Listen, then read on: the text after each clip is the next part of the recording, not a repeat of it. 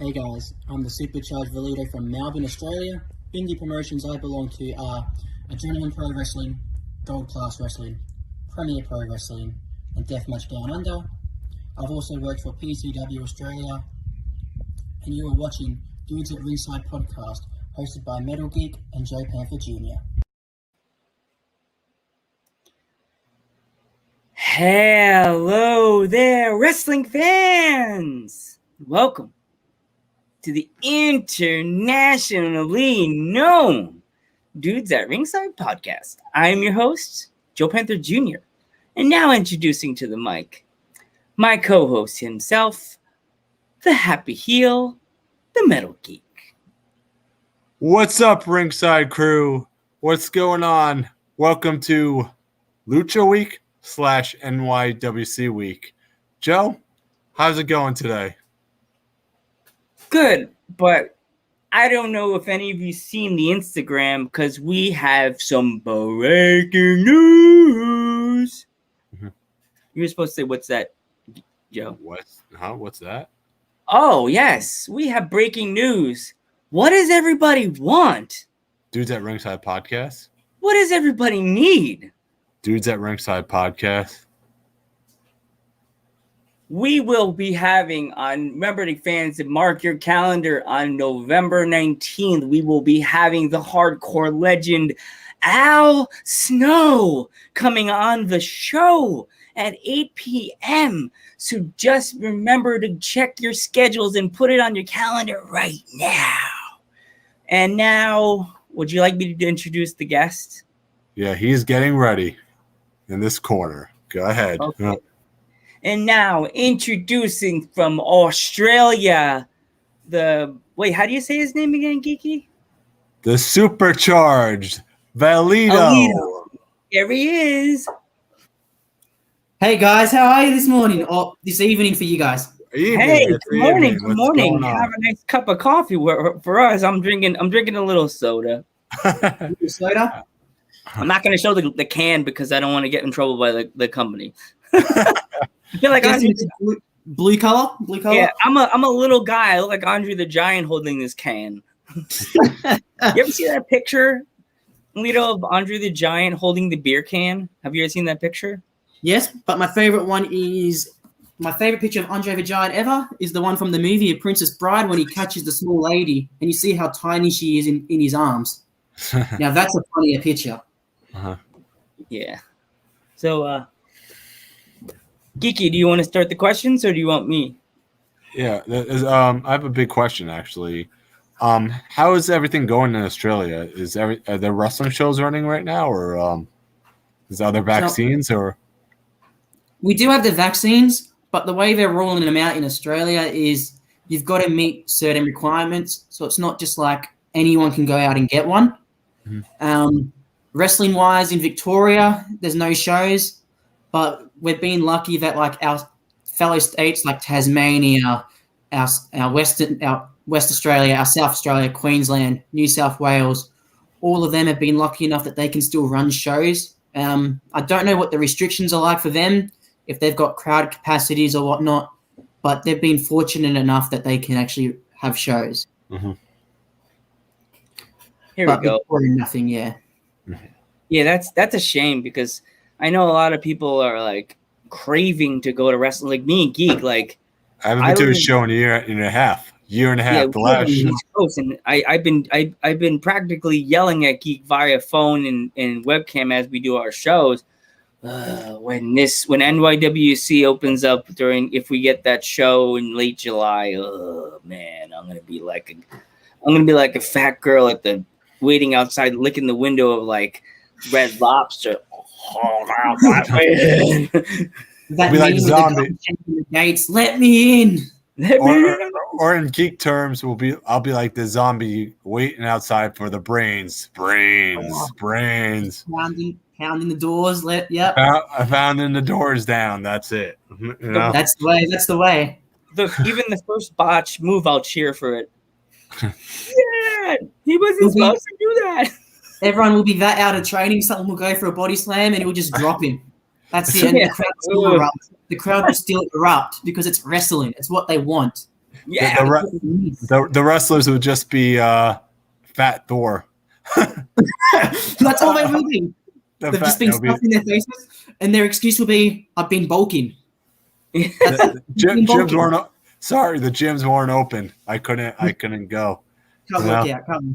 And all the former cute female wrestlers will be like, look like the first shift of a strip club. The galley and you said you wanted to pick a picture with me. Not like that, Holly. Jesus Christ. We have a couple comments actually. So, when did you start wrestling? So I started wrestling 2016. So I've been in the industry for 6 years now. It's the best 6 years. I started when I was 16 and I'm now 21. Best thing I've ever done, I reckon. My brother likes to refer to me as a dream stealer. He's younger than me. He couldn't start wrestling. He's 8 years younger. And he goes, "Oh, I want to be a wrestler." And I was like, "Oh, there's no wrestling in Australia. There's no wrestling in Victoria." Dad took me to a few shows. I believe my first show I went to was a show from a company called PCW Australia. They've got their own network. Definitely go check them out if you want to look at supporting Australian wrestling. And it was a main event between two wrestlers, and it was a tables match between Mark Cage and Daniel Swagger, who are two well-known Australian local wrestlers. And ever since then, I was like, I want to do wrestling. And that was in 2016. Interesting. So what would you say would be like your all-time favorite like masked wrestler? All-time favorite? It's going to be cliche, but it's got to be Rey Mysterio, only because I relate to him because I'm quite a small dude myself, and he's just so believable with everything he does. It sounds kind of so he's like, did you ever get a chance to meet him or no? I've actually gotten to meet him. It was 2005, I think I met him when they did. I think it was Raw when they came down here to Australia, and he was in a main event with Big Show and John Cena, and I think it was a massive 6-man tag or something along those lines. And I think it was against Batista, Orton, and maybe Triple H. And that day, I went out with some family, and he was doing they were just being friends. And he was in his mask and everything, and I just didn't see him. I took a photo with him. It was amazing. Sorry, that was my house phone. No, that's okay. It happens every time. Joe, what did Mr. Chad tell you? I know. It's a house phone. I'm going to have my show in the woods. It's very professional, Joe, right? I'm going to have a little hut in the back of my house and like do a show. How am I supposed to get Wi-Fi in a hut? I live in Parts Unknown, Pennsylvania, in the middle of the woods. Come on. The one time you don't want your phone to work and it works. Yeah. Considering it's Lucha Week, what are some of your favorite Lucha matches? Oh, anything with Pentagon and Phoenix. Those two brothers together, when they're facing each other, always tear the house down. Mm-hmm. No matter what promotion, no matter where, you always know that when you're watching Phoenix and Penta together, it's going to be a barn burner. Do you have a favorite match with them? Or I can't say because all their matches, they always step it up each match. That's the thing. Each previous match is better than the one before it. Mm-hmm. It just gets better and better and better. What they're doing in AEW with the whole Death Triangle thing, I do kind of like how they've got Penta doing his own thing in a way, even though he's still part of it. And that's the best thing for him at the moment, I believe. But they're my favorites, or anything with Ricochet as Prince Puma. Also, we had a comment from hold on, I could scroll it up. Valido has to be one of the best high flyers in Melbourne, Australia. So, is that one of your friends? Or Hardy, I've actually worked with him a few shows. He can be a bit of a dick. He's actually a bit of a dick, and he doesn't give many compliments. So for him to actually say that, it does mean a lot. So thank you, Hardy. It does mean a lot to me, man.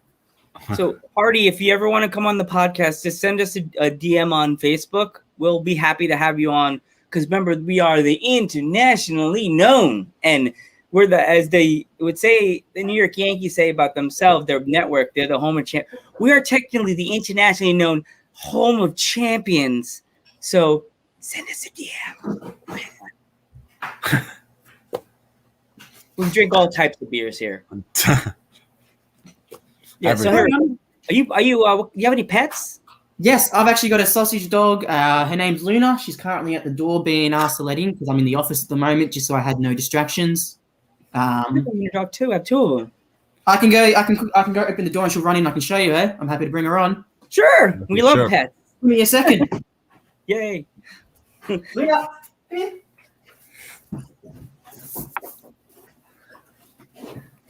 Oh, what a cutie pie. Yeah, so she's my miniature dachshund. Yes. Mm-hmm. I have two. One's Honey, and the long-haired one I have is Honey, and the short-haired one's Dexter. And they're dachshunds? Yeah, two of them. Oh. I'm downstairs, so I can't run up, and I would have to pull everything off, pull the mic off, pull everything off, and run with my computer upstairs. Kind of weird. I was actually I didn't actually want to get a dachshund. I wanted something a lot bigger, or if I wanted something small, I wanted a miniature pincer. But my fiance, she loves dachshunds, and what she wants, she obviously gets. She's the boss. I was actually terrified of dachshunds before I got mine. That's actually my fiance that just commented, "Looking fire in the suit." That's cool. Uh-huh. We have loved ones coming on now too. Cool. I love this. Yeah, she's my biggest fan. She supports all of my wrestling adventures. But she also kicks my ass when I go out and buy gear and masks, and because they're so expensive. So she's not happy whenever I buy new gear. Who got you into wrestling? Who got me into wrestling? I'd have to say my biggest one would have to be personal life would be my brother, because it was how we bonded. But wrestling-wise would have to be, and it would be my favorite match of all time. It would be I think it was 2002, December 11th on SmackDown, if I remember correctly. It was Brock Lesnar versus Rey Mysterio in a street fight. No, that was Batista. He wrestled in the street fight. But maybe it was that match. It was one of the Rey Mysterio's matches. He either wrestled Brock Lesnar or Batista, and just the way that they made the match so believable without burying Rey against the Beast, and the way they always did that, got me into wrestling thinking, you know what? Anyone can wrestle. And that's what wrestling is. It's anyone can do it. It's for everyone. It's inclusive. Even if you're not a wrestler, it's inclusive. You can do it. Here we go. I got a gamer question for you. Yeah. Has anybody ever made you in the WWE games? Yes, actually, someone has. So he's well known to Australia. His name's Adrian. He has this Wrestleverse game called I think it's Brutal Championship Brutal Wrestling. And he does YouTube videos, and he has complete storylines. He makes all the Aussie independent wrestlers, as well as some internationals, and he does YouTube matches, and he has all these storylines. He's also well known in Australia because he makes a lot of entrance videos for us, and he's quite talented. So a few of the videos that are used in Australia, more than likely, they've actually been made by Adrian. And he's a young kid. He's about 16, 17. So he's really quite talented. No, I meant like the WWE games, like 2K19 and stuff like that. Yeah, he's done it in all of that. He makes our game, like he makes us into them. I gotta write your name down later. Yeah. I definitely gotta write your name down later, and I'll have to see because I found our past guests, Kiara. She's a wrestler from London, England. You should check her out. She's a really good wrestler. We also I had to make her because no one did it, and I felt horrible. I made Shorty the women's champion over in CPW, and I looked up every other name of all our guests. Kiara is really much the only indie wrestler from across the pond that's actually in, except you. You're in it too, and I gotta look for you. I'll message him and I'll see if I can. I'll get him to message you or something. Yeah, definitely. I'll definitely send me the name of this person. I'm gonna put my name on PlayStation now. It's Crazy Wolf 570. That's my name on PlayStation. Yep, definitely. So if you tell his name, that's the name, Crazy Wolf 570. Yep. Yeah. Who created your mask, by the way, and your ring gear? So my ring gear is done by a company called Free White Rabbits. I can't recommend Lisa enough. She's been absolutely gem. I've gone through other companies before, and they take forever to reply, or they don't reply, and they're just not helpful. But Lisa has been one of those gear makers to me where she walks me through the whole process. Like if she's buying fabric, step by step, she'll always call me or message me before she does something. She goes, "Oh, this is my idea. What do you think?" And she'll be FaceTiming me sometime twice a week or something whenever I've got new gear, explaining what she's up to, showing me what she's doing. So she does all my gear. Mask is a bit harder. I've struggled to find someone that consistent, that is reliable. At the moment, I've been going through a mixture of Elucha or Mask Maniac. I've used the same mask design always. So I just take a photo of my mask, going, look, these are the colors I want. Really, I haven't really made any changes to my mask since I've gotten this first custom valido mask. My original mask was, as I think everyone's first time mask really is very similar to someone else's. And so from that, I've kind of adapted Valido. Finally found Valido's face. But I always use the same design, and that's either for Elucha or Mask Maniac, and it kind of depends as well on who's cheaper at the time for me, because those AUD to US conversion rates are killer at the moment. 100 and say, for example, I'm looking at a new mask, 140 USD is almost $200 to me. Whew. Yeah, so it's a hefty. Got a question from the audience. What's your favorite match you've ever had? Ooh. My favorite match would be one of the recent ones I believe I sent to Metal Geek the other night was me against Tyson Baxter at APW Ground Zero. Actually, it was this morning, but This morning for you?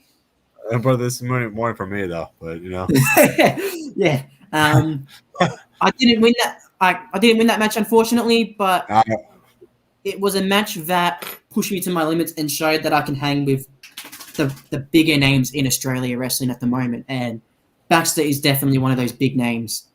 Very good match, by the way. So thank you. Valido, if you have any clips of yourself on your phone, you could send it to the Dudes That page. We will post it on the page and show the rest. Show our worldwide wrestling fans what you're capable in the ring. We've done that with Tamaku, the Savage Juggernaut. I think that's another masked wrestler you should check out. He's from Texas. He's a big boy. Ooh. He's a big guy. He's a big, scary guy from Texas. He's always looking for a fight. He's a savage. Is he big because everything's bigger in Texas? Because I've heard everything's bigger in Texas. Yes, he's a big guy with a beard. He's opened up wrestling everybody. He said everybody. So well, hopefully once I can travel. Oh, you can. He's on Instagram. You should his name on Instagram. Scott Ali. You can message him. Hey, Scott Ali. I was on Dudes at Ringside. Come say hi. Yeah, definitely. Question. Wait, who are you most proud of in your wrestling journey? Who am I most proud of? I want to kind of say. I'm sorry. What are you most proud of in your wrestling journey? What am I most proud of? Probably how far I've come. It hasn't been an easy journey for me. When I first started wrestling, I was unmasked. I actually had a baseballer gimmick. I went by the name of Slugger, and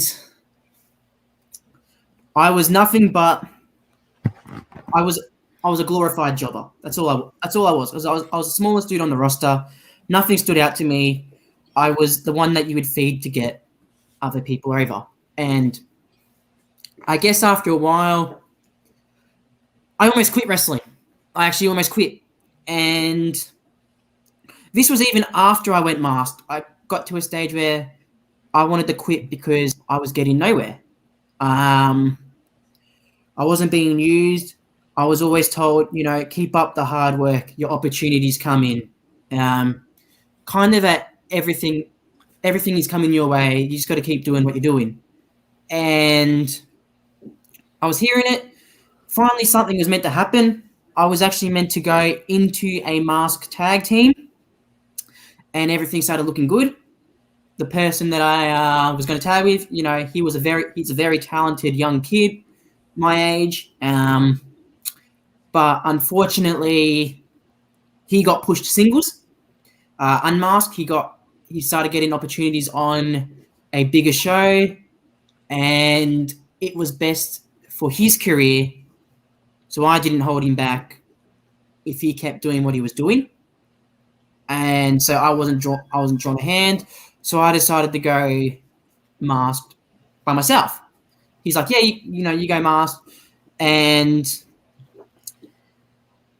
yeah, I wanted to quit. So I went masked. I thought, you know what, this is going to be a new change for me. What's something that everyone wants to be in wrestling? We all want to be, we want to be valued. We want to be remembered. This came from years of being bullied where I was forgotten about, smallest guy, no one cares. He's not going to go far anyway. He's skinny, he's scrawny. I was 52 kilos at this time as well. So I'm very light. I'm very small.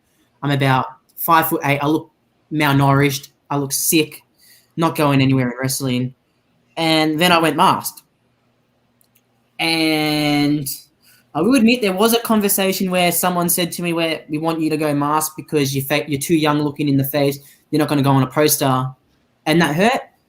But then I was like, this is a blessing. This is where I can turn my life around. I can turn my wrestling journey around. I can embrace a heritage. I can learn something about myself. I can learn about a new heritage. I can honor it in my own way. I'm not being disrespectful. And that's where Valido was born. So that's what I'm most proud of, how far I've come from that, from wanting to quit wrestling, from where I've actually injured someone and I was labeled unsafe. And I turned that around. And I'm now wrestling these big names. I'm now proving, instead of being stuck on one promotion in like a bubble, I've now worked 5 or 6 promotions across the state.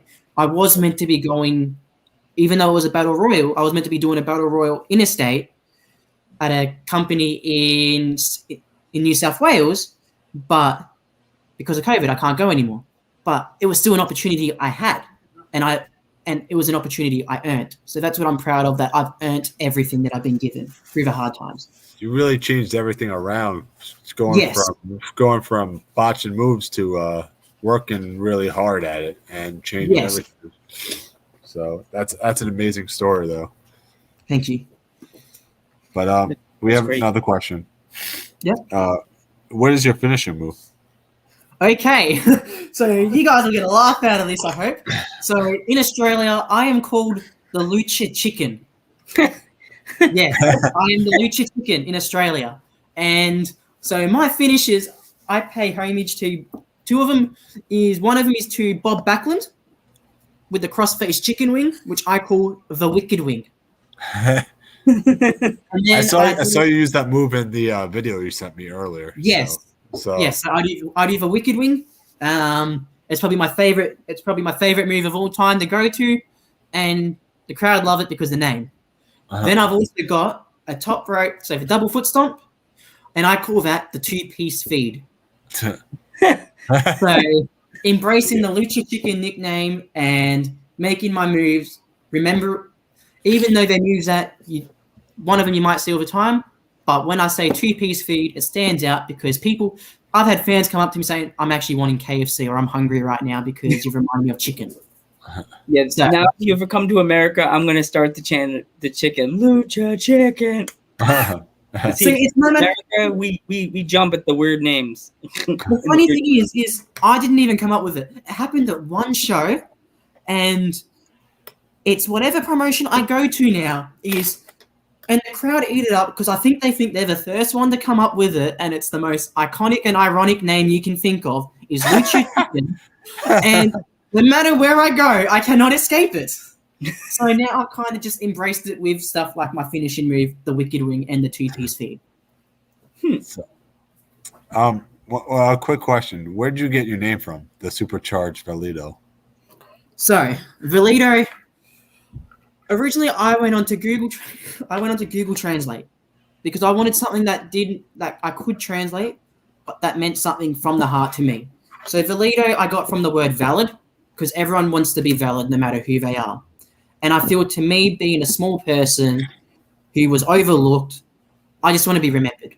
I want to be valid. No matter if the thing what you remember me by is my bright mask or Lucha Chicken or my flashy gear with my tassels, you're going to remember me somewhere, and that makes me valid. I stand out on the roster. Now, the supercharged, again, I did not know as a nickname I was going to call myself the Spider Monkey or whatnot. And it came as a drunken joke one night. Me and a few guys were drinking some beers or bourbon because I don't drink beer. I like my harder liquor, my scotch, my whiskey, and all of that. And we're having KFC, and it was for the Lucha Chicken joke. He goes, "Why don't you call yourself the Supercharged?" And it just rolled off the tongue. The name just goes together. And like I tried it in different. Like the first thing I did when I went on the WWE Creator, and I wanted to see how the name sounded, and I wrote it down. I pictured it. I tried catchphrases with it, and before you get a nickname to stick, you've got to do it multiple times. And I wanted to call myself the Supercharged, but I never actually called myself the Supercharged because you can't give yourself a nickname. It's just someone else has to do it for you. You can give yourself a nickname, but it just doesn't. As a wrestler, you want to feel like you've earned that name. And so it happened one day, and I was getting fired up. I can't remember the match, and I don't know if my mate yelled it as a joke or someone completely random, but someone goes, "He's getting fired up like Supercharged sauce." And so someone just started chanting Supercharged. And it was at that moment that I realized my nickname has actually stuck and that I've actually earned the nickname the Supercharged so that I could use it on posters without going, "I have not earned that. I have actually earned it." That's cool. Mm-hmm. So do you collect anything? Like, are you a collector of anything? I collect Pokemon cards, Yu-Gi-Oh cards. During the hard times, I've actually had to sell them. Pokemon games. I love Pokemon. But at the moment, the only thing I'm really collecting is wrestling masks for myself. Is my own gear. I'm collecting wrestling masks, and that's my hobby. Have as much as I can in different colors. Marar says, "But you look like baseballer from the Warriors, the dude from the Warriors." Yes, if you ever saw the movie. Yes, I love that movie. It's one of my favorites. That was where my original gimmick came from. I wanted to be like them because I thought they were badass, and I thought it'd be funny if you had like someone that was really small trying to act tough that came out with a baseballer, and it also helped that I played baseball at the time. So I just used my baseball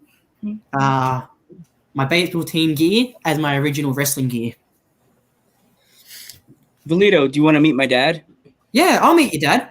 It's the son of the. How are you? Good. How are you? It's an honor to meet you, sir.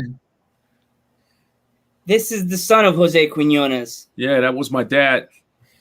So you come from wrestling royalty, basically, lucha royalty. Yeah. I remember as a little boy, sometimes they would come over and I have a living room full of them drinking beer, listening to music, smoking cigarettes, hanging out. And see, I was a baby. I was like 6 years old. I remember that. That is every kid's dream. Like, imagine being in the schoolyard and being like, wow, like, I'm going to go home one day and you're just going to have all these cool wrestlers in your house. Yeah. In fact, the show The Rock, there's a couple of, I was watching it. It's a pretty good show, actually. Yeah. And in one of the scenes, it shows The Rock as a little boy and all the wrestlers hanging out in a barbecue, and they were talking, and that kind of brought me back to, remembering that as a little boy. That was your childhood. Yeah. That's actually a really cool childhood. Like, it's actually an honor for me to meet someone like you, because people like your dad and those old school luchas have actually paved the way for young luchas like myself. Yeah. People that do that grappling style. And I mean more than that flippy style luchador technique, but that hard hitting, that technical wrestling style luchador. That's what I do. That's my specialty. I prefer doing submissions. I prefer doing technical wrestling over that high flying stuff. And he was the bad guy, And I remember my great grandmother, she made the whole costume for him with the mask like you got. He wore a cape. Yep. And the tights and all that. And then my cousin Pete Sanchez also used to come to the house, and grandma would make him the jackets they used to wear, and I remember all that. I was very young. And my dad died young. Young? My dad died at 2 days before my 7th birthday. Jeez. Yeah, I was a little boy. Yeah, and if I could ask a more personal question about that, was that because of the wrestling? Because it does take a toll on your body, and I could imagine back then the toll that it took a lot more then. The rings were harder. They suck now, but I could imagine what they were like back in that day. Yeah, well, I kind of remember him making like $40 for a wrestling match, Yeah. But it was cool because he would come home and he'd lay across the couch and we'd watch him on television in black and white wrestling. Yeah. Yeah, that's my dad. Nice meeting you. Nice to meet you too, sir. Take care. That's Daddy Panther. I'm Little Panther, but he's Daddy Panther. It was actually nice to meet him. Thank you for that. Oh, no problem. I figured because you're a masked wrestler, and my grandfather is a masked wrestler, and that's my dad, so he has a lot of stories. Yeah. That, yeah. What's one major company you would love to wrestle at? I would love to wrestle at AEW. One of my dream matches at the moment, and it is funny, is myself versus Fuego del Sol. If I could share a ring with that man anywhere by AEW, it would be a dream come true. And someone asked, do you like Tiger Mask? I do know of Tiger Mask. The one thing that I do love about him and stands out is his mask. I love his mask. And that's what I look at more of when I look at lucha wrestlers, is their masks. It's more than what they do in the ring, but if they because their mask shows how much they care about the heritage. Their mask shows how much they care about the style of wrestling. If you get, say, someone wearing a plain lucha mask, unless they're a heel, of course, it's different when you're a heel, because you want to get the face over. You don't want to stand out. You want to stand out, but you don't want to be too memorable. Your job is to get the face over. Same as the face, your job is to get the heel over. But as a lucha wrestler, we are bright, we are flashy, we stand out because we're different. And the first thing people see of you as a lucha wrestler is your mask. Does it stand out? And that's the biggest thing for me. Like, you look at my bright mask, it's white, it's red, it's yellow, it's in your face, it stands out. You get like a plain dark mask. For people like Pentagon, his mask stands out because you look at what he does. His face paint underneath his mask, it's completely unique. Mm-hmm. So he stands out in his different way. But yes, I know of Tiger Mask, and I love his mask, but I also do like what he does in the ring. I wish we can get him, Valido. Oh my god, get the Pentagon. Oh my god. Oh, but does Pentagon speak both? Does he speak English? No, I'm not sure if he speaks English, dude. Because I have him on Instagram, and he does lives of him doing his autograph signings, and he stands in a little box, and everybody goes around him. And I'm like, oh my god, if he can, I would love to, because I love his promos he makes on Instagram. I'm like, I don't know if he actually does speak English, but because I've done seminars when World Series Wrestling have come to Australia, and there were shows where he's wrestled. It's him and Phoenix. Him and Phoenix wrestled the Philippe brothers, Tony and Stevie Philippe. They've done some tours in America, but they're well-known Australian tag team. They're brothers, and my biggest thing was, well, if they've had to work a match together, how did they communicate if they didn't speak English? Exactly. That's true. I mean, you do have your universal stuff, which I won't go too much into, that everyone knows and signs that everyone knows as wrestlers. But how else can you work a match? How do you understand that cultural difference or that language barrier? So I'd assume he would have to know at least a little bit of English to work, because he's worked all around the world as well. Uh-huh. So he would have picked up. You would have learned how to speak English or different languages, and I don't know who that is. Peanut butter and Janelli. I don't know. Peanut butter and Janelli. Hello, peanut butter and Janelli. Hi, how's it going? Do you collect? Have you ever thought about collecting pop vinyls? I have, and I probably would. But I think my fiance would kill me if I spent too much money on pop vinyls and I had nowhere to keep them. I am meant to be saving for a wedding, and so at the moment, that's probably not at the top of my priority list. And I do value my life. Don't want to hear any sad news out of Instagram. Yeah, happy. I think it's happy killed. So I've got to keep her happy. Have Yeah, you we ever don't been? want to hear any sad news that you got killed. Yeah, no, I don't want that news either. Have you been in any hardcore matches or? No. So I'm pushing to do. I really want to do one death match, and there's a company in Australia that is breaking the business at the moment, and I've worked a few of their private shows, and they're called Deathmatch Down Under, and they're on IWTV. So if you're a member of IWTV, look up Deathmatch Down Under. They are phenomenal. They are making waves, not only because of their wrestling, but also because of how inclusive they are. So I definitely want to do a quick shout out to the promoters. So people like Joel Bateman, Jay Stevens, Aaron Dick, people that are in charge of that promotion, because they've made it such a welcoming environment for everyone, especially no matter what community you come from, LGBTQI+, if you've got any disabilities, they do quiet rooms at their shows for those that need them.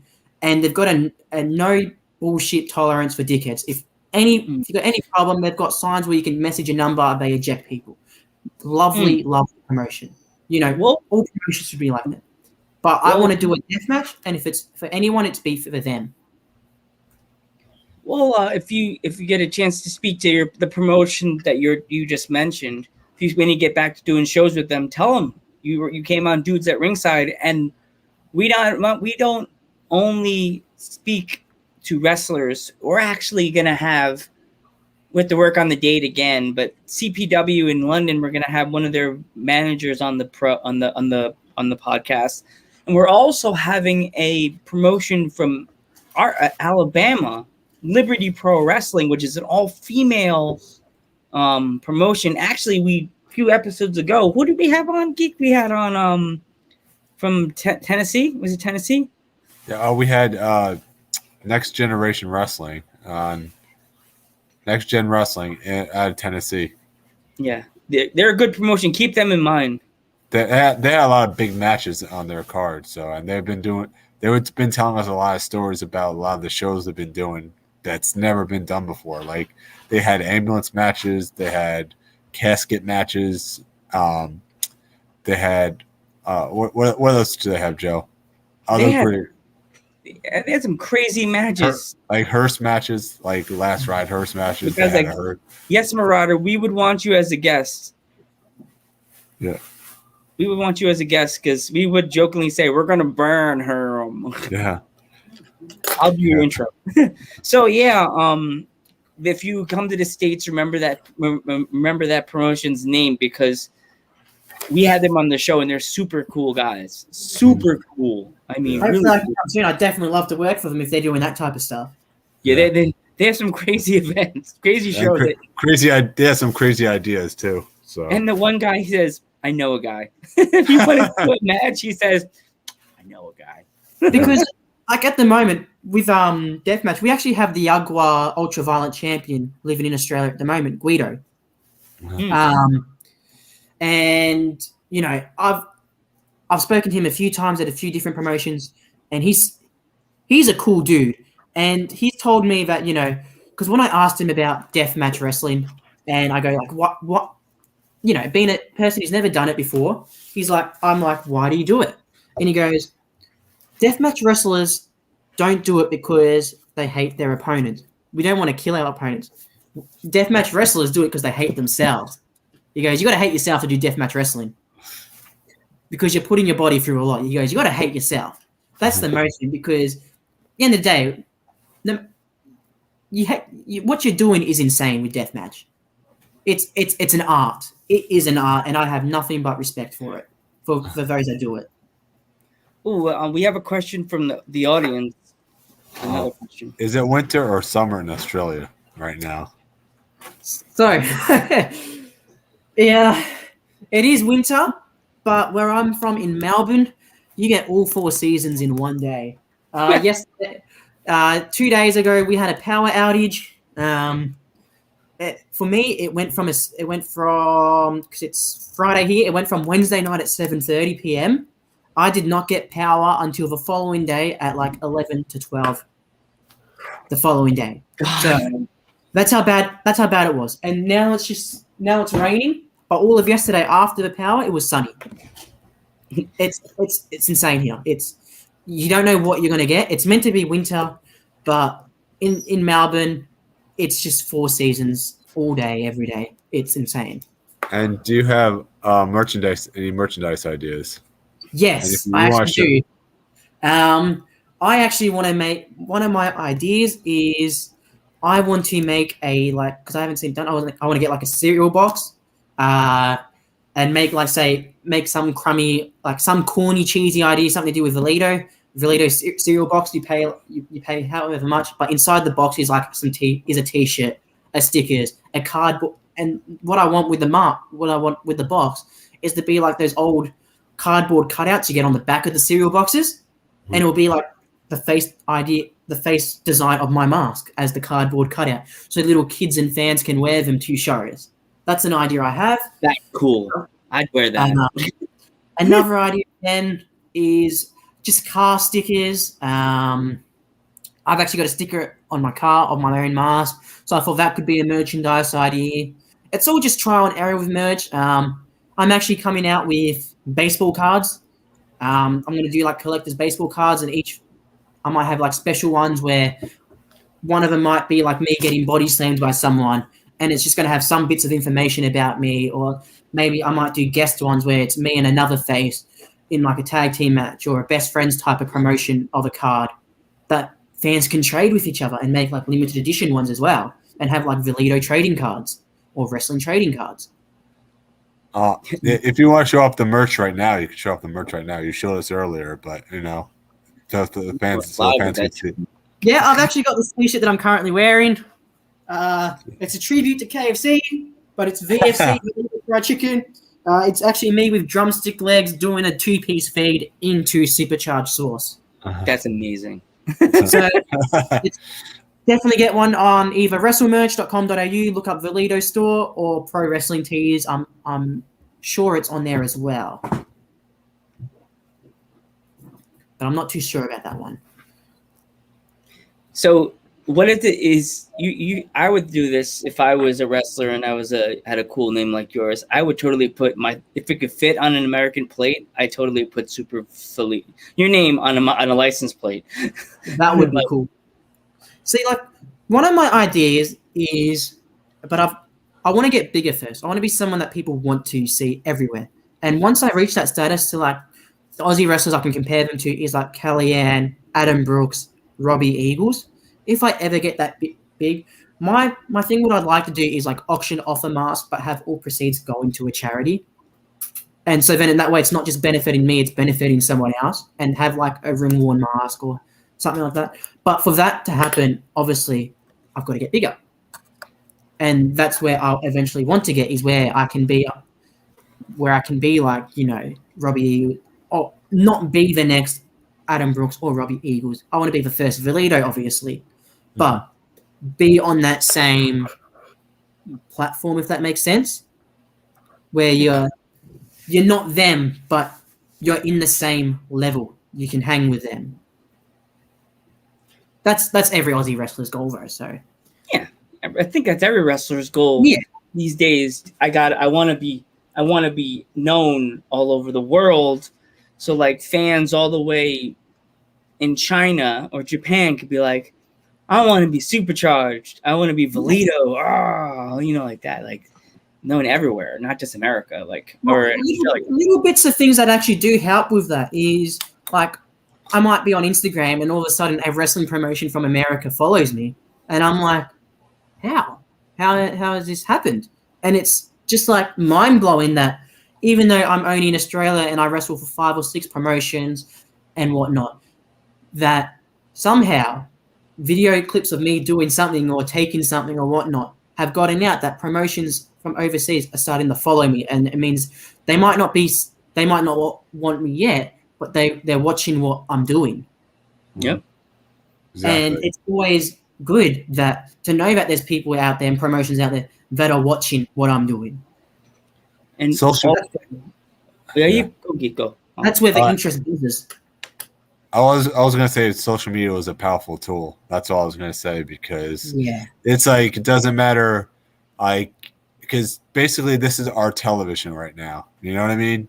So you don't need like, it's like WWE to say you're good.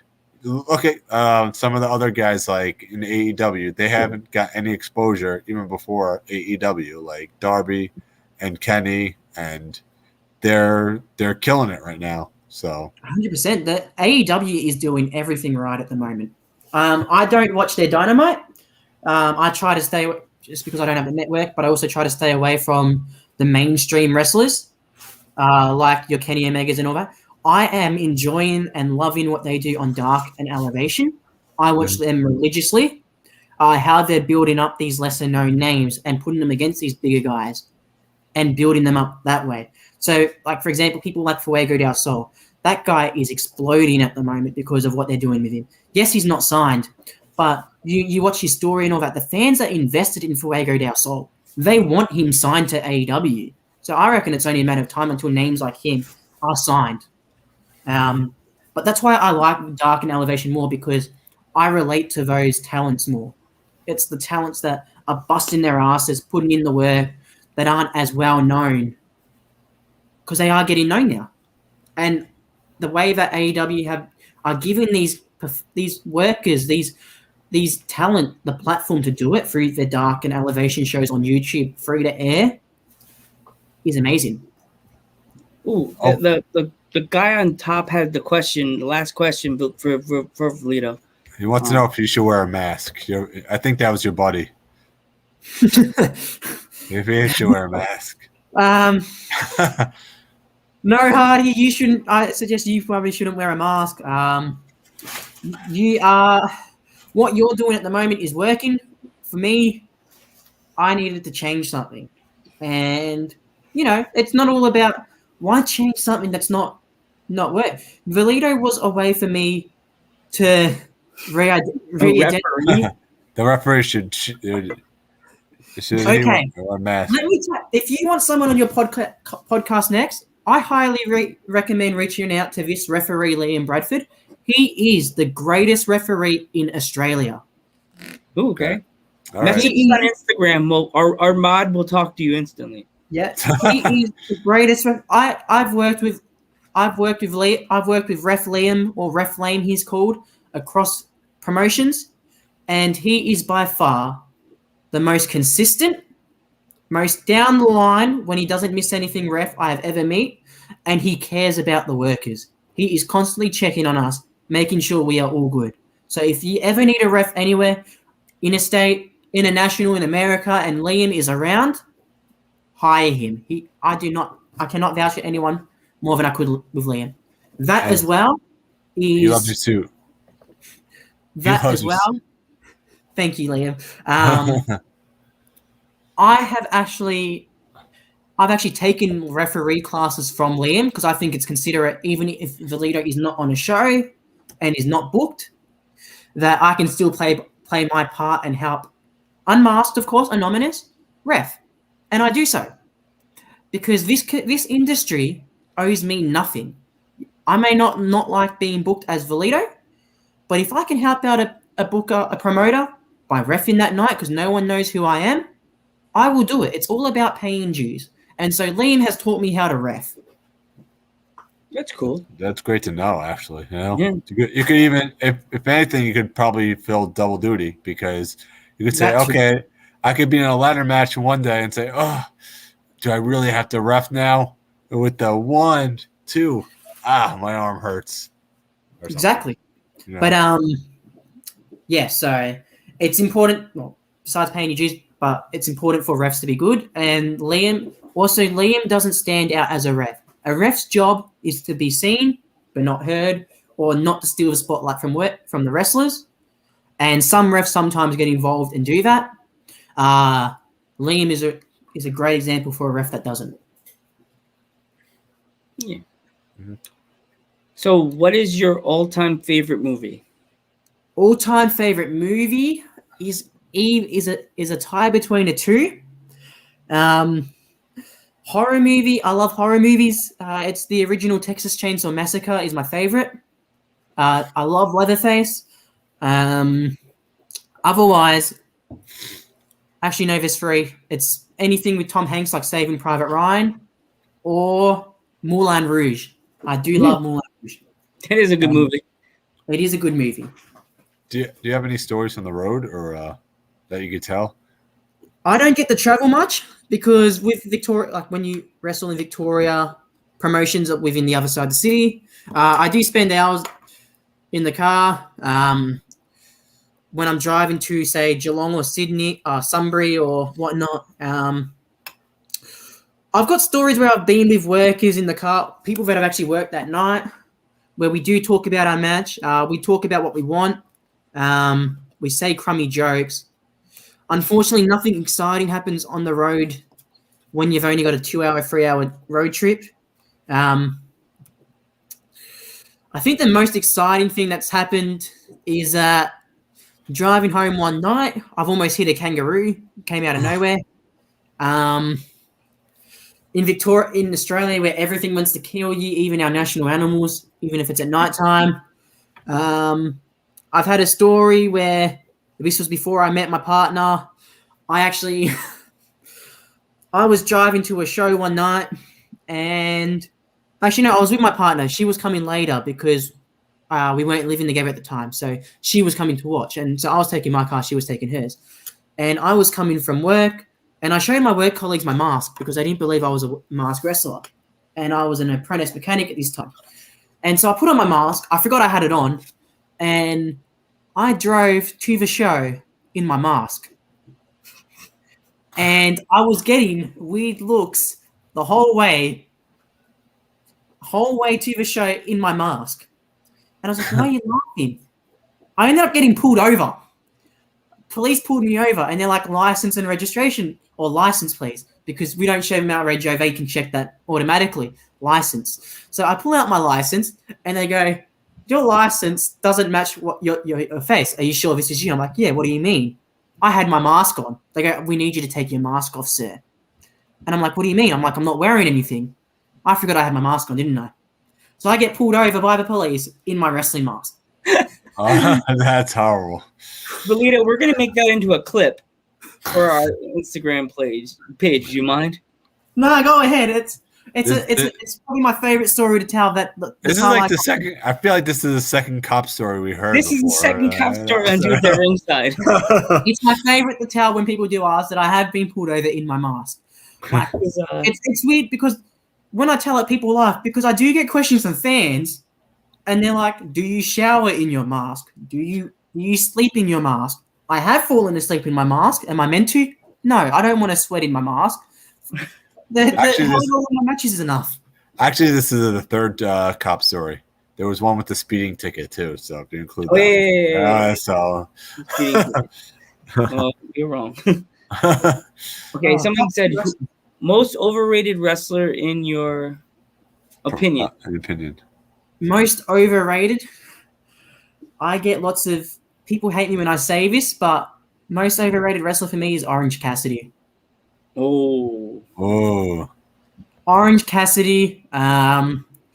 People like that. I like what he does, and he is a great wrestler. But I do think he's overrated. Otherwise, I would have to say, and I will bite the bullet because I do like this wrestler as well, Eddie Kingston. What? Yeah. Eddie And I know Kingston. a lot of I am a fiend for his matches and I love everything he does. But because I like the underdog, that is who I am. I am the underdog myself. And I prefer the wrestlers that people don't like. When I say I like them, people are like, but why do you like it? Because they're different. You look at my wrestling idols. My wrestling idols was Tajiri. People like Tajiri, Scotty 2 Hotty, Spike Dudley. People that were overlooked, that could have been champions, but just didn't get the chance to show what they could do. Your most underdog wrestler that was a champion was Ray. And he was world heavyweight champion, and he was the most underdogish wrestler they had. But you could have had people like Tajiri or Scotty 2 Hotty. Scotty 2 Hotty is an amazing worker. He was just overlooked so much. Too Cool as a tag team, absolutely beautiful what they did. Rikishi, Grandmaster Sexay, Scotty 2 Hotty, perfect. They were in the wrong era. If you chuck the three of them in the indie scenes today, they would thrive.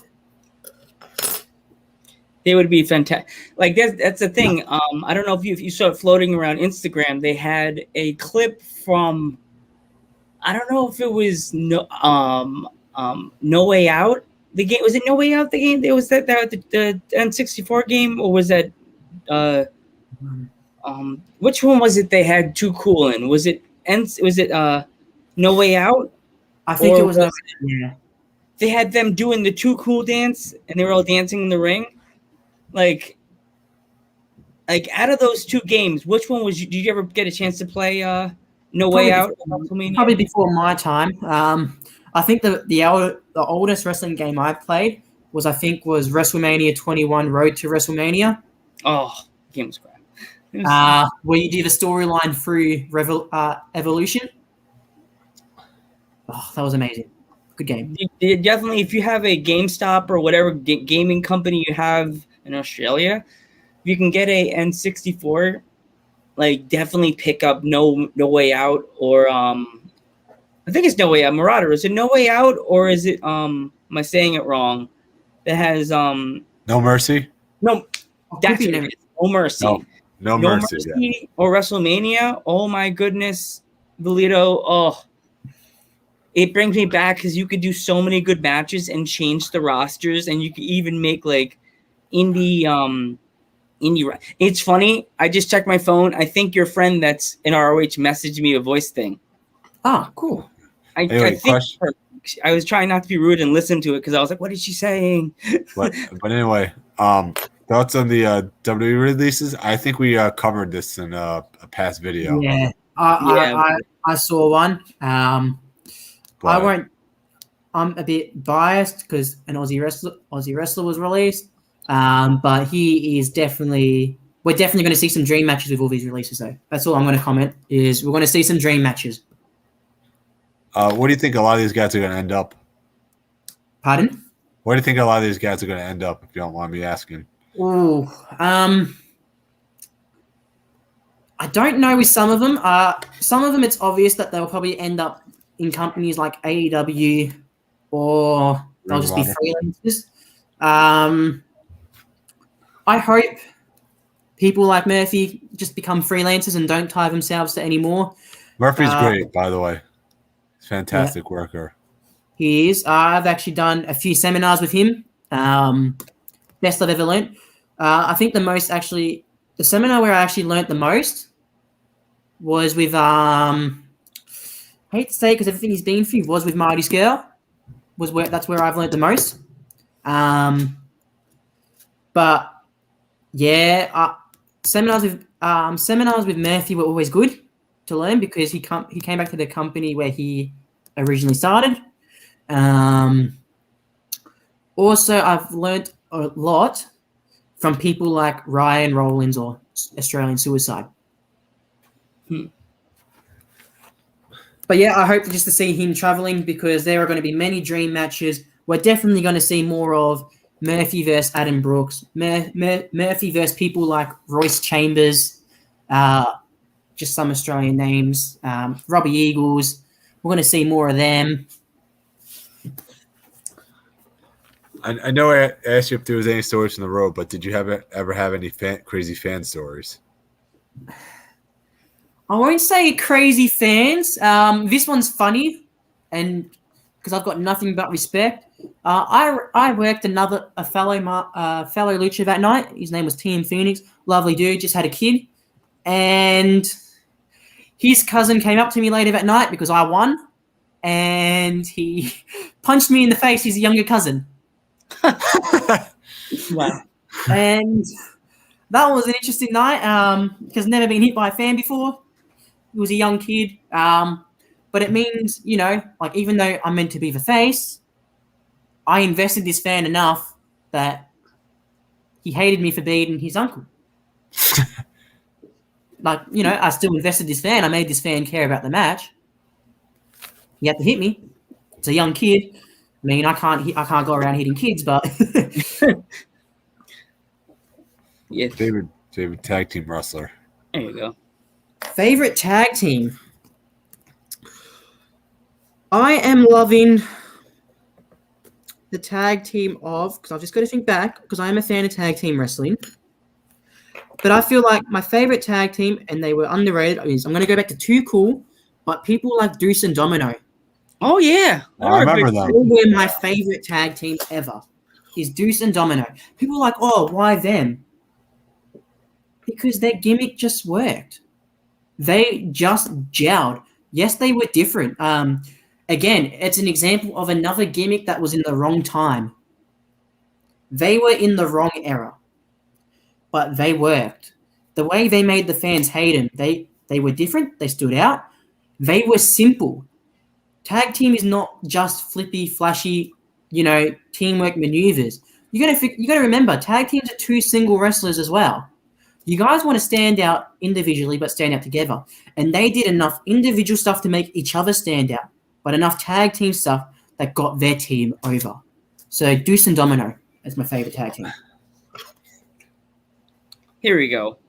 I usually do this for. Oh yeah, let answer the question that's on the thing before. All right. So I'm going to cut you off, Joe. I'm sorry. No. Okay, let's go. Who's your favorite commentator in Australia wrestling? My favorite commentator in Australian wrestling there's a few, but he's actually a wrestler. My favorite commentator was JXT. He did commentary for a show that I worked recently, and his commentary was amazing. But you've also got Hawko. He does great commentary. Lord Andy Coyne, Snapmares Media. He does reviews. He's one of Australia's best commentators. And again, the team at Adrenaline Pro Wrestling, where I do most of my work, is Hardy Malhotra and Michael Thompson. They do great commentary, and they do the best.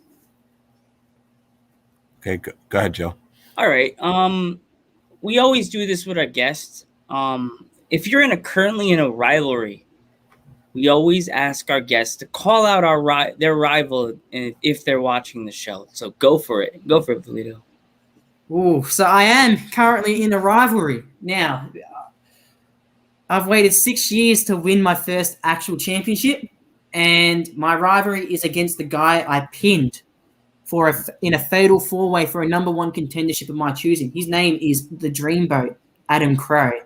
Now, Adam Crow is currently holding the Live Wire Championship. We had a match before COVID lockdown. We had a match where he had his feet on the ropes, where I had him in the wicked wing, and the ref didn't see it. So I'm calling him out. Once lockdown's done, I want my rematch. I want a rematch for that title, and I want it to be a submission-only match. So he can't cheat. No feet on the ropes. I'm going to make him tap to the wicked wing, and I'm going to bring that PPW Live Wire title home with me. There we go. Yep. Good luck, man. The Meme has another question. He's one of our friends from college. He's a big wrestling fan. Yeah, Do you like the Jushin Liger? Yes. He is one of the biggest influences that I feel for people in lucha wrestling in modern days. Everyone goes, "Oh, you want to learn to be a lucha wrestler?" People look at Jushin Liger. That's the first thing anyone says is look at Jushin. What he's done, what he's achieved, his gear, his ma, everything about him. If you want to stand out, he's the guy to watch. So I do like Jushin.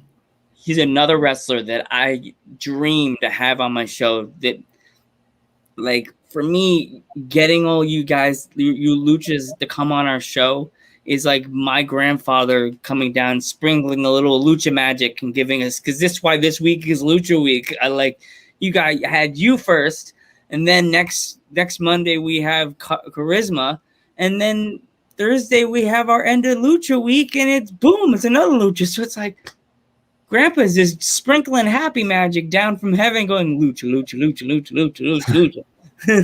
No, this is it's a huge honor for people like me, because like I said, this is my first ever podcast. I've never been asked to talk about Australian wrestling, and the one thing I was worried about and I didn't want to do was I didn't want to come in here and talk about how good I think I am or about myself.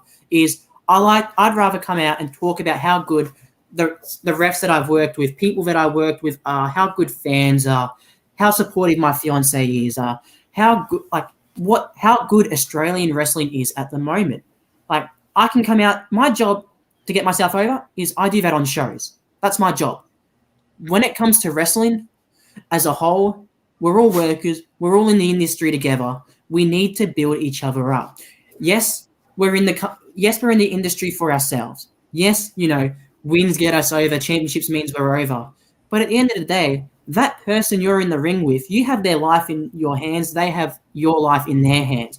We're meant to build each other up as performers and as workers.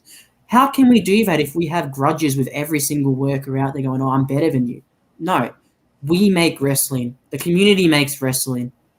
Let's build each other up more instead of tearing each other down.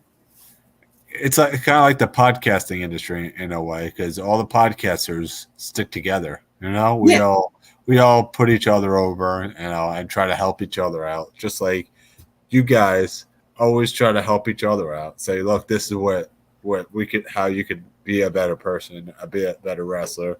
The podcasters do the same thing with us. So exactly, it's all about building each other, because we all have something different to offer. And that's what makes us unique. We all have something different to offer. It's what builds the card. It's what builds the promotion. And bookers and promoters will book people that build up, not that are in business for themselves. Like, we saw everything that happened with the Speak Out movement, how lots of people got ruined, promotions got ruined, and whatnot. Now, because of that, is a time where wrestlers as a whole need to band together to kick out the toxic. We've gotten rid of the toxic. Mm-hmm. Now it's time to rebuild pro wrestling, whether it's in Australia, America, New Zealand, Japan, the countries in Europe. Now's the time to support your local wrestlers. Bring in some new wrestlers that your people don't see. You can bring in people like for example, if you're in Europe, once I can travel, bring me in. I'd love to do it. But you've got other talent that you can bring in. There are many talented wrestlers in the Australian scene that I would love to see elsewhere. There are many talented wrestlers. You got people like, and I'll say this, for the deathmatch scene, you got people like Callan Butcher. He's making waves on the deathmatch scene in Australia. I wish him nothing but success in the world. I want to see him in America do deathmatch. I want to see what this guy can do. When it's more technical wrestling or people in my promotion, we have people. I work with people like, for example, our current breakout champion is a guy named Jordan Sampson, and he's a big boy. He's a behemoth of a man. Guy's only had 16 matches, and he's a breakout champion. That shows you how much hard work this guy has been putting in to show that he can run. He's ahead of a division. He's earned it. He does ring crew. I want to see him succeed. Do I want to take that breakout title championship off him because I've been wrestling for 6 years? Yes, I do. I want to take that title off him because I want to be a champion. But that guy has put in the hardest work that I've ever seen. I'm not going to tear him down. Oh, he's had 16 matches. He shouldn't be champion. No, he's earned it. It's all about rebuilding, bringing these new wrestlers that you would never have taken a chance of. Put him against these veterans. You want to see what they're going to do. If you're bringing in a new wrestler, you don't know what they can do, and you're just seeing clips of them. Put him against your best. Put him against your veteran that will bring him out your shell. My breakout match, 100% is. I'm going to say it every time. Was Tyson Baxter at Ground Zero. That man pushed me to my limits. He's been wrestling the same amount of time as me. We've taken 2 different paths to get where we're at. We've trained at 2 different venues. But he's a veteran. He's making scenes in Australia. He's wrestled all over Victoria. I'm pretty sure he was meant to travel interstate and wrestle. And he pushed me to my limits. He's a well-known wrestler now. Because of him, I've finally been able to branch out. He gave me the confidence in myself. That's what you want. You want wrestlers that are building up each other. So those are the people I feel promotions should be booking at the moment. That's what I always, Valido. That's what if you've watched past episodes, I'm the indie pump up guy. I don't know if you see that. I always go on WrestleTees, go on the websites, buy the independent wrestlers T-shirts. This is our little brother. We have to pump them up and give them life. Buying a T-shirt from a random indie wrestlers, like an onslaught of T-shirts. Go on and buy a Valido T-shirt. You never know. That could help him out and help him out, because right now the promotions are not having in-person shows, so it helps him out, guys. Go on and buy a T-shirt, buy his shirt. Go on and buy his promotions T-shirt. That helps him out a lot. That's like my thing. I'm the indie. Yeah, you support me by if you buy like a Deathmatch Down Under shirt, or you buy a Adrenaline Pro Wrestling shirt, you buy a Gold Class Wrestling shirt, a Premier Pro Wrestling shirt. That, yes, it doesn't support me financially, but it supports me by helping the promotions that I've worked at keep their doors open and run. So I can get out there and wrestle. So I can wrestle for the fans. And, if I'm just by being on a podcast, if I open, like say you've never heard of Deathmatch Down Under before, and now you go back and go, oh, Deathmatch Down Under, let's go check their Instagram, seeing what they're doing. Oh, this is what Valido was talking about. Oh, I like these guys. Let's suggest them to someone else. That's helping them. It might not help me, but who knows? The promoter from that company might go, oh, Valido's just advertised my promotion across the world now. People are more interested. Let's book him. That helps me. It might indirectly help me, but who knows? Yeah, exactly. It's helping everyone else. You're helping your promoter out, and your promoter is going to say, wow, he's really a team player. So let's book him, Well, you could, as I said, you could, whenever you get a chance to speak to like the promoter for your Down Under, tell him we would love to have him come on our podcast to promote that promotion, Deathmatch Down Under, or the other one you said. We would love for him to come on, because we don't just have wrestlers. We have promotions that come on our podcast soon. They haven't been on yet. Yeah, but it's always good. They have. Or the one that you told me. We had Next Gen. Next Gen, but like soon we're gonna have a all women's promotion, Liberty Pro, that's in Alabama. August. In August, the end of August. Yeah. Well, see, that's something different, like an all women's wrestling promotion. See, that's actually interesting, because you get that debate going around at the moment, and a big advocate for it at the moment is, say, for example, Charlie Evans. She doesn't say women's wrestling; she's a wrestler. So it's interesting to say like an all women's wrestling promotion, because to me, it's just going to be another wrestling promotion. I don't care that if it's all women or not. That stuff's to us should be redundant. Like, they're wrestlers, yeah. Like, you step across in the ring, you're not a woman, you're not a man, you're not a luchador, you're not however you identify, non-binary, doesn't matter. At the end of the day, you've busted your ass to be inside the squared circle. You're a wrestler. You're showing you the best. Your foot's in the door. No matter a gender, it's no longer men versus women in wrestling. It's wrestler versus wrestler, and that's how I see it. The other promotion I would say, when you're able to travel and check out, definitely go. If you can go travel to England, definitely look up CPW. Am I saying it right, Geek? CPW. Yeah, CPW. That's where Kiara and Shorty is, and I thought it was just women. Me and Geek were like, "What?" I'm like, "Oh!" I looked at the website. I'm like, "Geek, oh, we were promoting this as all women. Nope, this is men and women." It's like it was almost like AEW because it's men and women, and I'm like, "Wow, I look like a fool saying it was all women." Kiara didn't correct us. No. Wait, here we go. Do you have any championships you can show off? I think he answered that already. Yeah, not at the moment. I'm working towards getting some championships. But at the moment, I'm not. I can be better than I am. It's all about bettering myself, and hopefully, sometime in the future, I prove that I am a champion. But it takes more than championships to be a champion. It's how you carry yourself. Carry yourself like a champion, no matter what. Yeah, 100%. So, who do you think hits the hardest? There we go. Who do I think hits the hardest? Yeah. Would it have to be in like anywhere or just? No, from your experience. Who would you say hit you the hardest? In my experience, I've worked with this guy called Xavier Black. He's a 16-year veteran in Australia, and he's a small, skinny dude, but looks so deceiving. He hits like a truck. People that I've heard that hit like a truck that I haven't had the work yet, but I probably wish I could. In Australia, people like Tommy Knight, Caveman Ugg, they're all workers that I wish I could work. Who else? Who have I heard? Gore in Australia. Apparently he hits like a truck. He's a big, beefy dude. We've all seen what Walter can do. Yeah, Walter. I wouldn't wish that on my worst enemy that had to take on Walter and his chops. Jeez. I don't know who's worse, Walter's chops or Suzuki's forearms. I'd like to see them go at it. Yeah, nah. My experience would have to be Xavier Black. He's the hardest hitter that I've actually worked. And I've worked a lot of in my 6 years I've worked almost 150 matches. So out of that, wow. Yeah. So my bump card is a bit up there. Mm. Good, Joe.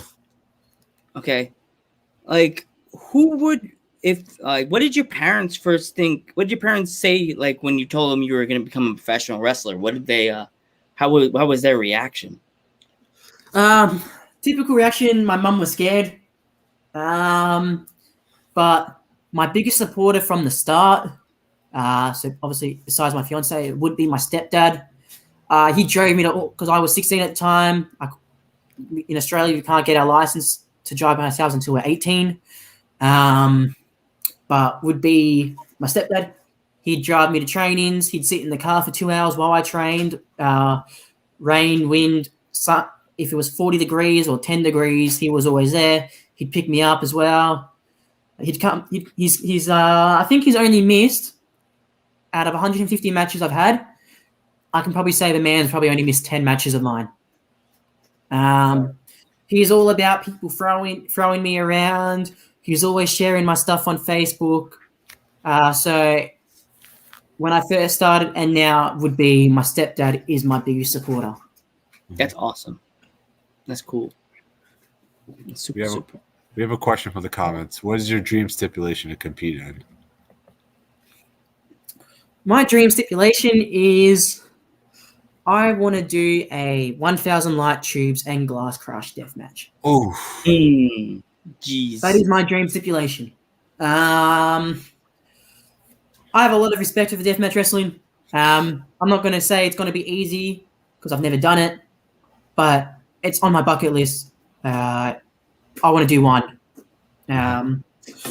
People that I would work, that I'd want it to be against, people that I know that know the industry would be people like Callan Butcher, Joel Bateman. There's this guy that I know. He's one of the craziest guys I've ever met. He's an Australian independent. His name's Wake. Or even someone else that wants to prove themselves in a deathmatch. People like Will Walker, Kid Valiant. Against them, I've trained with them. I've worked with them. I've known them since I've started wrestling. Kid Valiant actually used to be a fan before he got into wrestling. So people like that would be an honor to share the ring with. Yeah, that is my dream step. Who's one wrestler you would love to work with from WWE or AEW? Definitely from WWE, I would have to go. Just looking at their modern roster, probably Finn Balor. Balor, that'd be good. Yeah, definitely him. Be a good match between AEW, in AEW, as much as I said he was overrated, it would be people like Orange Cassidy because he gets his gimmick over. Fuego del Sol. I would love to wrestle, and yes, she's a woman, but she's a wrestler. Ryo Mizunami. Yeah, that'd be good. I would love to learn from her. She is an exceptional wrestler. I love what she does, the energy she brings. I feel like I could learn a lot from the Side Owls. Both of them. Or Dustin. Definitely Dustin. Dustin's a great choice right there. Dustin, you can't go, or Cody even, but Dustin's a legend right there. So you can't. I've never seen the man do a bad match. No. So, and what about Abaddon? Your thoughts on Abaddon? Oh. I was telling him about her earlier. She is the American Wake. Okay, so Wake, his whole gimmick is that. Now, I would like to see Abaddon and Wake as a tag team, or I'd like to see them tear each other apart. They're both ruthless. To describe Wake, he is a 5 foot. He's smaller than me. I'd go 5'7", 5'8". Scrawny guy, can't weigh more than 50 kilos. Ginger crazy guy. He is insane. He's definitely one of the most overlooked wrestlers on the Australian independent scene, and I think it's because he's too content with where he is, but I reckon he could be doing more. So here we go. Valido, if a kid walked up to you at a show and asked you, like, how it, like, if they want to get into wrestling, what would you tell them? I'd say do it. I'm all about empowering. Like, I've had fans ask me this, can I do wrestling? Hell yes, everyone can do wrestling. I'd say find a reputable training school, do your research, and find what role you want to play. Because every role in wrestling is important. You could be a manager. You could be a wrestler like me. Some people just want to do refereeing. That's fine. Some people just want to sell merch as help out that way, or just help out on shows, or be a ring crew. That's the best way. Get your hands dirty. Help set up the ring. Talk to people. Don't be afraid to talk to wrestlers. Yes, we're meant to be these larger of life figures, and we're good guys. We're bad guys. We're everything in between. We're good and bad. But if you show like you genuinely want to learn, do it. The best advice I ever got as a wrestler trainee, and I take it everywhere with me, is never miss the opportunity to shut the fuck up. That's the opportunity, because you don't know when you're going to learn something, and if you're too busy stuffing around or not, your head's not in the game, you just show you don't want to be there, you don't want to learn. Why should you be on the poster? Why should you be on the card? Why should the promoter invest in you? So, yeah, never miss the opportunity to shut the fuck up, and you will definitely learn everything. You'll learn from anyone. I'm still learning from people who have 2 years of experience, because I was taught one way at one company. When I moved, you learn different things from everyone. I teach people who have more experience than me stuff. They teach me, I teach them. I learn from people with less experience than me. It's how we get better. There's no wrong way to wrestle, unless it's unsafe and someone dies. Then that's the wrong way. But there's no wrong way to learn. Are we good on time, or valido, or Pardon? are we good on time, or I can wrap up whenever you guys are. I know it's all right. late. yeah, whenever you want to go. Oh, that We have we one don't more want to hold. question for you from Meme Mania Geek in the comments. He said, "What's the stiffest worker that you worked with?" Same thing though, but Oh no, stiffest work. I reckon there's difference between stiffest and hardest hitting, because Yeah. you can still be hard hitting and safe. yeah, It's all about knowing boundaries. Now, stiffest person I've worked with, and I'm going to go out there and is myself. I used to be stiff. And I can be with strike, and that's the difference. Thing is, I know I can be, and that's because I'm bony. I don't mean to be stiff, but because I don't have enough meat, I'm slight. I'm very. But when I forearm someone, it's going to suck either way. So the stiffest person is, I'm going to own that, is I can be stiff. And if you can't admit that, you can't admit your own shortcomings, don't wrestle. Is I've been the stiffest person I've worked with. I've stiffed people. I've been stiffed. I learned from it. I don't stiff people as much anymore, but it's wrestling. You're going to get stiffed. It's if you don't like it, don't wrestle. We don't do it intentionally, unless, of course, it's me and one of my closest mates. When we go out there, we're going to go out there and we're going to go hard on each other because we're mates. We're not going to take offense. We want it. But if it's someone you've never worked with and you stiff them, apologize, take your receipt, because it's going to happen. Move on. And if it happens again, you got to go back and evaluate. Maybe I should not do this. I don't like to throw forearms because if I stiff someone with them, it's more than likely I'll throw another strike where I might not stiff someone. have you ever had a receipt, valido, or? I've received receipts, yes. It all comes in the business. I've earned my receipts. I've given a few receipts. But it is the way of wrestling. You're going to get receipted. I don't think I've met someone that's never had a receipt.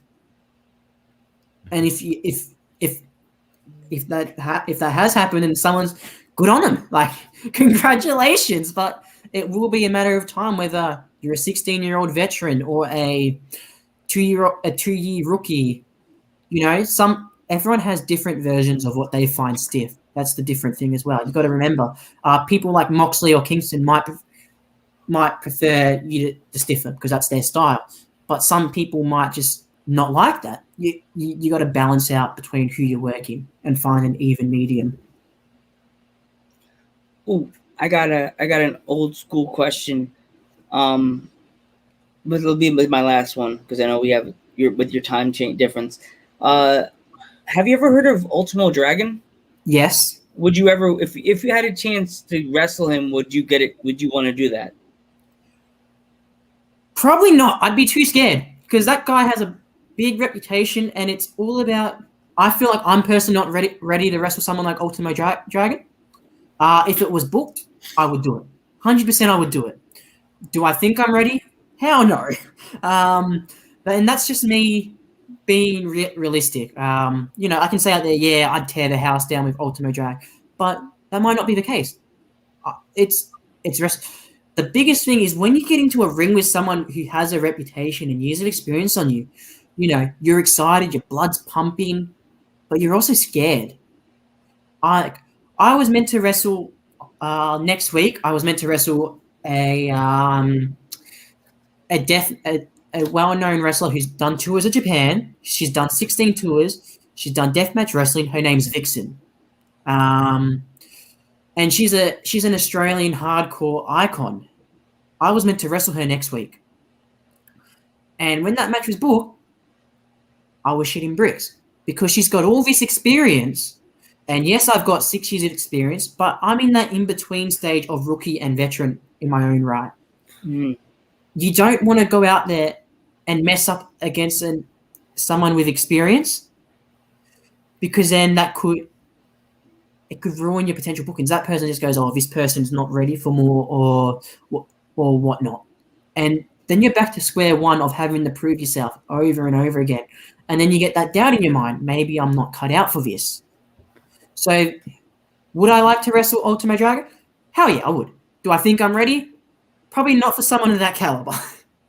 Well, all I could say is if you ever get a chance to face Ultimo, if your fiance is there, have her take a picture and send it to us on the Dudes at Ringside page, because that would be like, it finally happened at the office. It's happening emoji video after we post that picture, because that could be a funny prediction. Dudes at Ringside called this match. And also, Mania Wants to know where he could buy that jacket because it's amazing.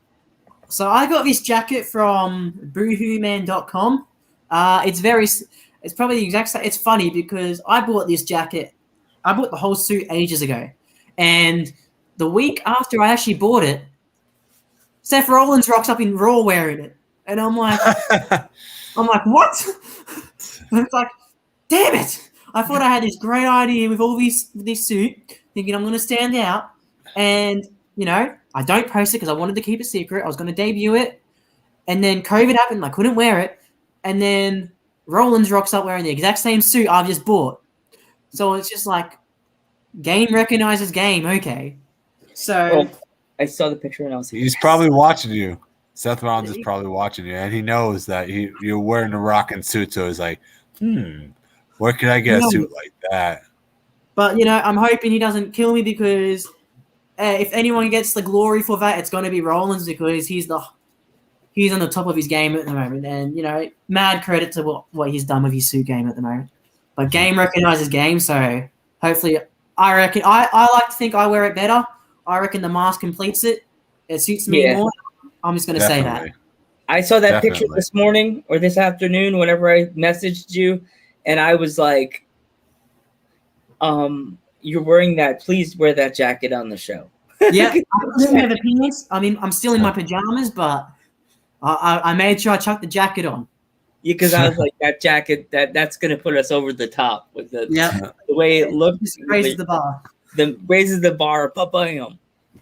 100%. So if you have to go, we totally understand, and we understand it's early in the morning by you, and it's like 10 o'clock at night by us. So yeah, no biggie. Definitely again in the future if you guys want me again, just for a catch up. Oh, definitely, dude, definitely. We had a great time. I really enjoyed tonight. And this morning for me, tonight for you. It actually means a lot to me, and I'm honored to be the first Australian you've had on the podcast. But I'm honored to be the first Lucha for Lucha Week to be on the podcast. So it means a lot. Yeah. First Australian luchador, and first luchador on the show. So there you go. Well, we have November 1st open if you want to be the first lucha in November. We'll definitely talk about it. I'm just going to have to check my schedule. Hopefully I'm wrestling then, but also my personal life as well with uni, wedding planning. But wedding. Definitely. But we'll definitely sort something out, guys. We'll definitely stay in touch. It means a lot. Okay, definitely. Thank you so much for coming on. Enjoy the rest of your night, guys. Thanks a lot. Bye. Bye. That was awesome. Wow, dude, he was such a cool guy, right? He was super cool. Thank you. You want to start wrapping it up, Joe, or of course, let's wrap it up. Actually, I want to make a couple of announcements before we start wrapping it up. Is that cool with you, or? Sure, go for it. So tonight we had a supercharged valido. Tomorrow night we had Dickie Rods. Saturday night we're not going to have a podcast, but we will be on somebody else's podcast. We really want to put these guys over. These are our buddies over here, Over the Top Rope. Make sure you guys check them out, subscribe to them. They're awesome, by the way. But we will be on their podcast Saturday night, 7 p.m. The link will be on the Dudes page, so we'll make sure we share it so you guys can watch. Yeah, everybody can come in and say hi. Sunday night we got NXT Takeover in your house, and then Monday we have Charisma. So just want to point out those announcements. Charisma. All Well, you get to right, play so- talk about the promo about for Dickie Rods. Play the promo for tomorrow, Play the promo for tomorrow. and then I'll say goodbye. All right, we'll say our goodbyes. I'll play the promo for tomorrow. And I'm gonna say it really fast. Thank you to my grandfather, thanks to my cousin, and thank you for all lighting the way for Latino wrestling. Everybody, this is Dickie Rods from the NYWC, and you're watching and listening to the Dudes at Ringside podcast, hosted by Metal Geek and Joe Panther Jr. Enjoy. All right. Good evening, everybody. Good evening. I just want to say one more thing though before we go. Those of you that aren't, we are currently right now on streamlabs.com/dudes at ringside. You don't have to. You can donate to our page at streamlabs.com/dudes at ringside. And thank you. Good night, everybody.